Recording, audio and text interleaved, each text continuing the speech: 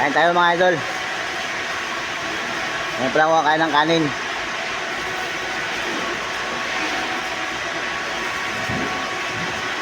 Bumili ako ng bangot, bakso.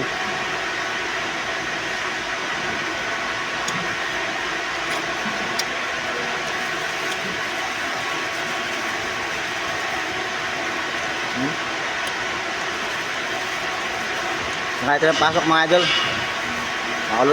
Maulan-ulan kasi. Kaya tanghali na pasok. Tanghali na umalis ng bahay. Tapos ngayon karating ko lang din galing sa bahay. Sa trabaho na ako sa loob. Kain muna ako mga idol. Hindi maya, trabaho na naman. Biyahe na naman. Tinanghali na ako ng alas ng bahay. Dahil nga malan-ulan. Buti na lang hindi ka na matraffic. Dahil kansilado yung pasok ng mga estudyante. Kaya nakaiwas din siya sa traffic. Happy Sunday sa lahat mga idol. Magandang morning, Luzon, Visayas, Mindanao.